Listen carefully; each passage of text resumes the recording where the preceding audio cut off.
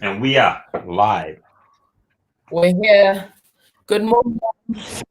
Good morning. I've got my Vogels and banana toast, my big cup of instant. Good morning from the 808 breakfast banter. Here from what did we call it last night? The terraces, the Green Heights terraces. Oh no, it was the Green Heights. Was it the decks? Sunnyview decks. I don't know. We're trying to come up with a house name, but I'm here in the new house. Uncle Ben just left for Mahi. We're just having our morning coffee, and here we are now live from the banter. How are you this morning, bro? From your bedroom? What's on your toast? I just had banana on toast and marmite on toast. Same. And I'm following your example with a cup of instant. Good work, brother. Yeah. So yes. Hey,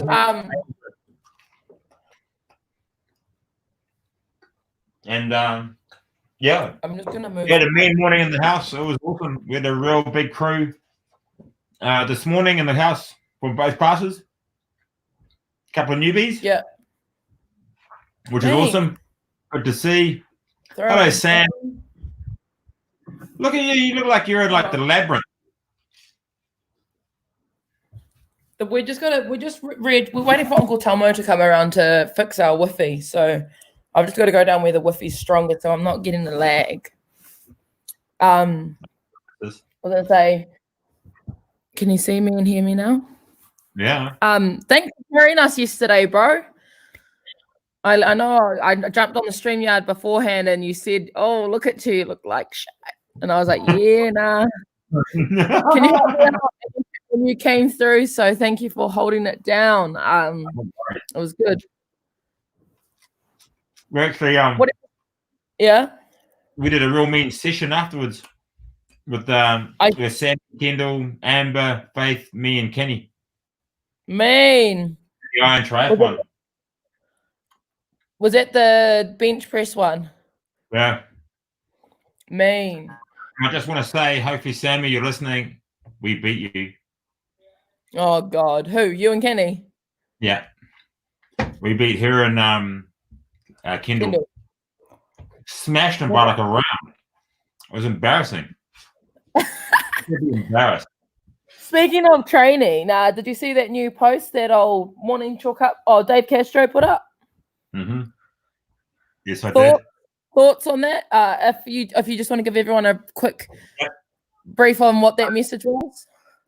So one of the big things that's come out from when the whole CrossFit the world imploded type thing happened, one of the first things they wanted to do was Greg Glassman step down as CEO. He did, but he still retained 100% ownership. And once that became known that Dave Castro was the new CEO, but he was basically going to be following everything that Greg Glassman.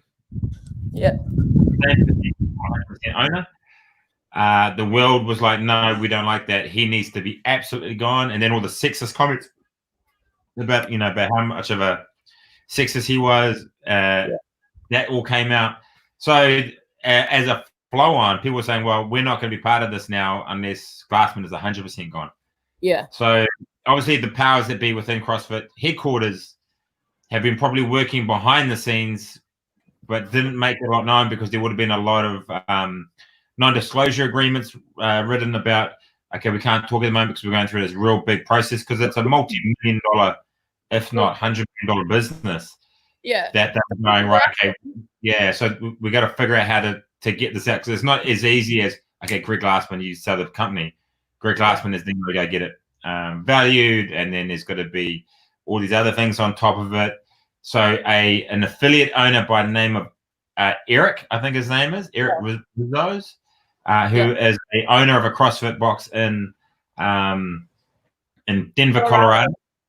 And he's been an affiliate owner for 10 years. It actually looks like he was actually like a tech tycoon or some form of large company, and he actually put a CrossFit gym into his building, and that's how he became an affiliate owner. So he found it, knew that the benefits of it, and has incorporated as part of his wellness package for his staff, and it's grown as a result of it. So obviously he's got some cash behind him. and he's brought the company, and then he's just released a statement today saying that his main priority is to build trust back within the brand, and he is going to reach out to the affiliate owners that are with him and that are stuck by CrossFit and talk to them.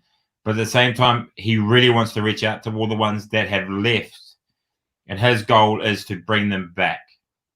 And he wants to know, what do I need to do to bring you back? What do we need to do as a brand to bring you back? How can we do that? I'm in it for the long haul. And I would imagine that this is one of a domino effect that's going to happen over several months, where the brand will start to kind of, where it's taken a real big sort of, I guess, status hit within the whole fitness space.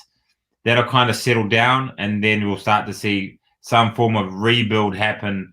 And I would imagine Eric is probably going to change the model of how CrossFit is done. See, as he's the owner, he'll help direct Castro and positioning the brand, not only just amongst the affiliates, but how do we take affiliation fees? Would there be a new model around it, or are they going to use the same model? That's what I'm really interested to see. Yeah, well, do you think, because I was reading the post as well, and I saw that, like, I was like, oh, is this a cover up, or what is this? Is this a get out of jail card? But now just listening to you now, I'm like, oh, okay, maybe it is a genuine, and they actually are trying to rebuild the brand. What happens now for those people that have passionately gone against Greg? Like, is that a slap in the face for them, or is it? Oh, I think a lot of them were saying we will come back, but Greg Glassman has to be fully gone. That was one of the key criteria for particularly a lot of the athletes, right? So there was a post that came out about 8 days ago, and it was centered around, hey, this is what we want. We want, we want a change in leadership at the top. They got Castro. We want Greg Glassman to be fully gone from the business. Now he's fully gone. There's other things around inclusivity, around women within the business, and minority groups within the business, and global exposure and brand awareness, outside of America. That was another one. Yeah. So I feel like the first half of it's done, but they were really kind of the easy parts, right? Because they're kind of quick fixes. The other two will be incredibly hard.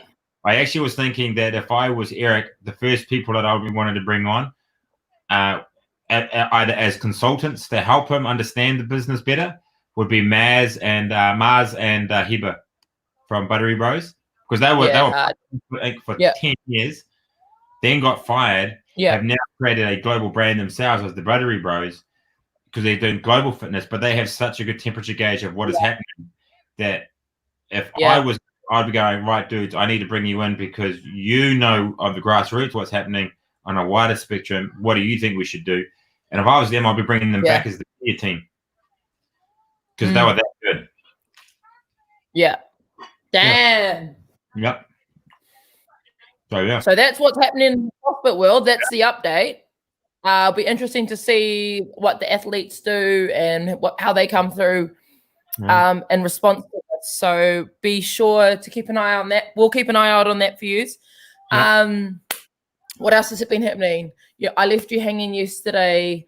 Just want to make a shout out to. I just want to make a shout out to everyone that replied to my message about the lemons. I'm going to come pick the lemons up because that's what I'm going to be dosing up on, and I think everyone should be too. If you've got a good recipe for lemons, hit the comments now. What for? Like lemon as in a lemon drink? Yeah, like a lemon and honey drink. Oh, right. Yeah. Yo. Just, feeling, I don't have COVID, but I'm just like, feeling a little bit under the weather. Yeah. Yeah, there's a time. Oh, he came back into the gym today? Shannon. Oh, yeah. She's like, worst 3 days ever. Yeah, see, I don't know why we do this to ourselves, but I mean, I guess, like I said, it's balance. So I sacrifice feeling like shite. That's sacrifice. That's why I don't do it often. Yeah. Birthday, the birthday workout and Christmas. Yeah. Oh, yeah. Actually, do you know what one of my grandmother's secret recipes was? This will be interesting. I wonder if anyone else does this. She'd get a bottle of Coke, pour it into a saucepan, heat it with ginger, ginger, and then sort of flatten it, and then you'd drink that, and you'd drink hot Coke. I used to drink warm Sprite for an upset tummy. Hey, what did you drink? Sprite. Warm Sprite, yeah, warm lemonade. I'm sure that's an old myth as well. Yeah, I have actually no idea if whatever my grandma used to do with that actually worked, but I remember drinking it and just thinking this is the weirdest thing, drinking hot Coke. Like a hot cup, and you're going, and it's got that ginger infused, so it's quite bitter. Yeah, absolutely. Yeah. And I do distinctly remember saying to her, "Is this what beer tastes like?" Is that because all the adults used to drink it? Like 8 or 9 years old. I was like, "Yeah, this must be what beer tastes like." Heated ginger beer with, that looks good. I might have to go to the local store and get a Bundyberg. That's the ginger beer, eh? Yeah, Bundy. And actually, you know who got me onto Bundaberg and rum is the Redferns. Yeah, that's a given. Rum. I had it. Rum is in there. Eh? The word rum is in there. So yeah, well, it was Easter last year, and I took my cousin's partner or husband around to meet John and Joe. And before you know it, we're like 3 or 4 rums deep, and we're like, "Oh, we got to drive home." This is in Makawa. And we're like, "Oh," and if we had one more rum, we were going to be there all night because John Redfern was in for a hell of a night. Oh, I love it when he sends it. Yeah, and when he sends it, it's because usually he's just sitting there. He's got his hood on. Yeah, and he's just sort of sitting there at his deck, and he's like, "Yeah," but the hood came off, and he brought the rum out. I was like, "Ooh, yeah, we're in for a treat." And his pour was heavier and heavier and heavier. That's why I don't drink straights either. Oh, I used to drink whiskey on the rocks, but like when you're mixing it, and you accidentally pour, and then the drunker you get, you're like, it's all good. Yeah. Jesus, bloody hell. Anyways, what's your plan for the day, bro? So I've got a hectic day. I've got a specialist appointments for this old hip. That looks a bit weird, just like that. But yeah, my old hip. Going into so I had an MRI yesterday. Here's a funny story. Have you ever had an MRI? Never, ever. Okay.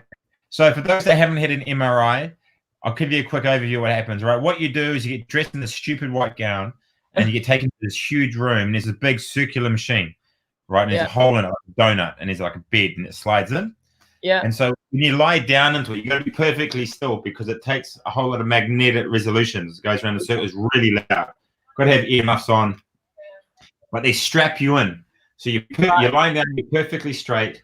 I had my arms crossed and I got an emergency button. I'm lying down. I've got straps all over me. So you can't move. Yeah. And as you go in, you're constantly thinking, fuck, I hope I don't have an itch. Anyway, they said, it's a 50-minute thing, resolution. You're in there for 50 minutes. And it gets really hot in there. You can sweat. Like I've sweated in there because it gets really freaking warm. Yeah. And I'm lying down there and I was like, sweet, I don't need a scratch. I'm good. Like everything feels really good. I'm lying down there. They come into my headphones. They say, yeah, we're going to start the procedure now. Just stay perfectly still while it's on. Just as it starts, realize I needed to scratch my nuts. And I was like, and because obviously they're photographing all this area. Yeah. Like, so I'm lying down there and I'm just like, okay, yeah, sweet. And it's going, and it's really loud. And I'm like, damn it, I need to really have a good scratch. But I can't. And the worst thing is that and I had a piece of my ball sack stuck under my leg. So even that started to be uncomfortable. And I'm like, man, this sucks. Anyway, she comes into I must have realized I'm starting to get a little bit titchy. So I'm probably just shaking, like just rubbing my feet because that's outside of it because quite short. Yeah. And then, when it's not on, if you just need to have a shift around and get relaxed, do that. I was like, sweet. So the next break of the imaging, I'm going to have a quick scratch. So anyway, there's a break. I'm like, oh. So I grabbed the hand and did the old who's and that's it, and then I looked down like towards my feet. The control booth is at the other end of my feet. She's looking directly up, so she would have seen me dive in, give it the old heave ho, and reset. And she would have been like, "That's disgusting." She totally was judging you. I want to know though, how like did it crumble you that you couldn't itch it? Like, were you just? That's all I thought about. I thought about like, right now. man, I thought about like playing rugby league when I was in the army, like anything to get out of not thinking about having to dive in for a shift and a tug, and it didn't work. And I was like, this sucks really badly. I can't stay still to save anyone's life. Like, ask Lucy, when I get my lashes done, I'm sitting there talking with my hands. Like, I'm real bad. And so if I was to go for an MRI scan, I don't think I would be able to keep still, like, at all. So bad. Actually, one of the worst ones I had an MRI on my brain 3 years ago. Yeah. And that was incredibly hard because I had to be absolutely perfectly still the whole time because I was taking imaging in my head. And I had like a really bad neck pain. Yeah. So the whole time it's like getting worse and worse and worse. And I'm like sinking. And oh man, by the time I couldn't get out of there fast enough. And I think they knew because I was pissing with sweat. It was the worst. So yeah, I know I must have had like 10 MRIs in my life, and it's every one of them I've had to have a scratch. Anyone else have one of those funny experiences like the bro? Let us know because that'd be hilarious. So bad. And then then Carly was telling me a story today, actually. There we go. So our toilet seat is broken at the gym. How? Well, from all the bums that were sitting on it on Saturday night. Oh God. Right. And I was like, how do you fucking break a toilet seat? Rian, the bro, is coming in today to fix it. Thank goodness we got a plumber in there. Yeah. And anyway, so I was like, how do you break a toilet seat? And she said that when girls go to the toilet and they're a bit drunk, they don't sit on a toilet, they slide on. Did you know that? You guys slide on. I'll give you a perfect demonstration. Here we go. Right. So imagine this bed. I'm an 80s bed. This is the toilet seat. Yeah. Right. So what you do, okay, you know, there's a toilet seat. And instead of doing this and sitting down, right, this is what you girls do. You slide a hump onto it. And every time you do that, it moves the bracket of the toilet seat. And because we had so many people in there, it just kept shifting and shifting and shifting and shifting and shifting and shifting. Snap. Oh, all us boys are going outside, so it can't have been us. That is hilarious. So she was giving me a perfect demonstration of how you do it. And it's not like you're coming through the side. It's like I do slide, bro. I can't say I do. You can't say you do. Nah, I can't. You do. No. So yes, they can all see your shoe. All right. Hang on. And so so now I've got a broken toilet seat. But then I was thinking about some of the funny ways that you need to go toilet during certain scenarios, like after schooling for the first time. Yeah. You know, and you got that kind of like penguin walk going on. And then you got to try and figure out how to squat when your legs are so freaking sore. And then you've got to push. Like, it's really hard, right? But then I was thinking, when I had hip surgery, when I had hip surgery, I was like, how do I go number twos? Because I can't actually bend. Right. I couldn't bend here, so I couldn't actually sit down. So here's what I did. Right, so I had some crutches. Toilet seat. I'm here with my crutch. I sumo my legs out. Slight bend. So there's a gap about that much between my bottom of my bum and the top of the toilet seat. And I basically torpedo bombed the toilet. Free falling. I had the free runner, man. So I had the free runner. So I basically was sitting there and I'm pushing. And it's really hard to push standing up. It's like really hard. So I'm into my crutches a little bit. And I'm like, and And Came out. if you It would have miss, been all over the side of the toilet. oh God. But I survived 3 days of doing that. And the worst part is when you take pain meds and the anesthesia and the amount of morphine I had and all the other stuff clogged me up so bad, like ridiculously bad, that when I finally was able to go, I was probably standing for about 20 minutes. Wow. I was like, I put that sucker up. That's impressive. Do you know what's really impressive for this morning is that everyone got an inside scope of your MRI and how you took a shit when you had hip surgery.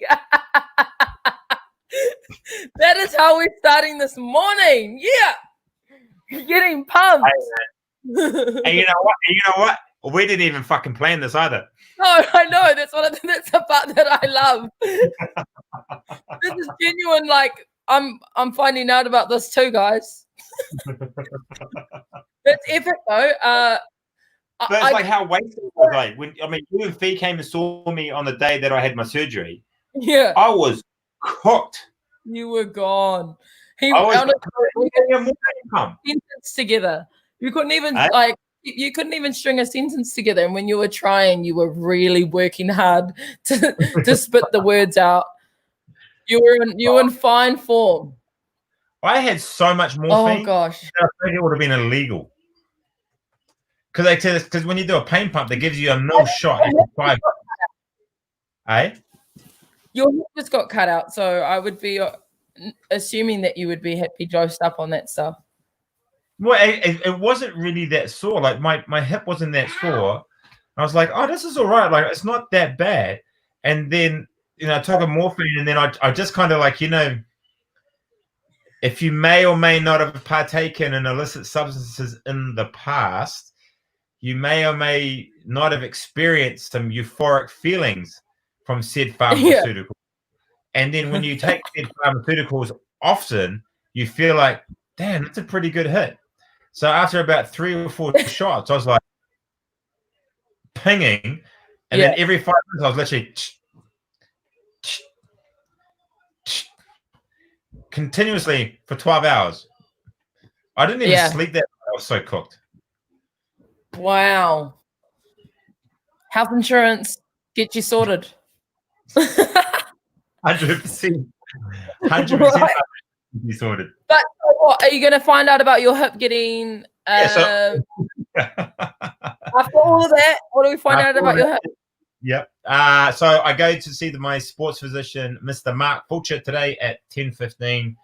And what I am hoping is that he can either say to me, yeah, the surgery's worked, you just need to give it more time because it'll settle, or it'll settle, but you're still going to have impingement. Here's a cortisone that'll get you through the next year. Or at least give me an idea of saying it didn't work. This is the next step that we should take. So I'm hoping to get one of those 3 answers today, and then I got to take the little one swimming, and then I've got a few other chores and errands to do, and before I know it, it's dancing dad time. So epic. What about you, sis? Just in hibernation today. Again, still recovering from trying to stay healthy. I said to Fee, I was like, I feel like I'm getting sick, but it's building my immune system. So that's what I'm telling myself. So just mahi on the computer today.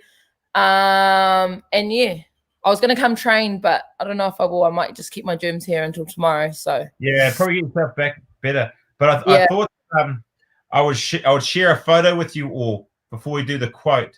I showed Auntie Margaret before. So it's probably one of the best photos I've ever taken. Of Chano. Yes, sis.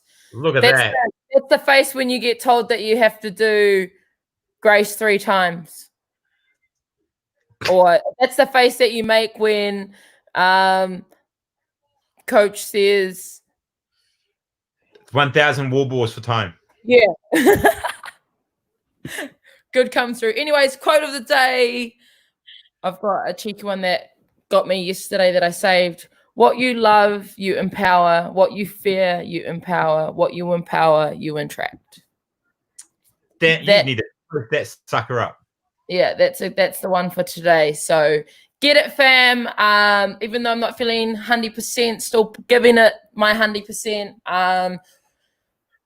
Spread the good vibes, stay healthy, stay warm, and hopefully I'll see you all tomorrow. I'll see you tomorrow, bro. You have a good day. Good luck with your appointment. Thank you. I'll talk to you soon. Have a good day. Adios.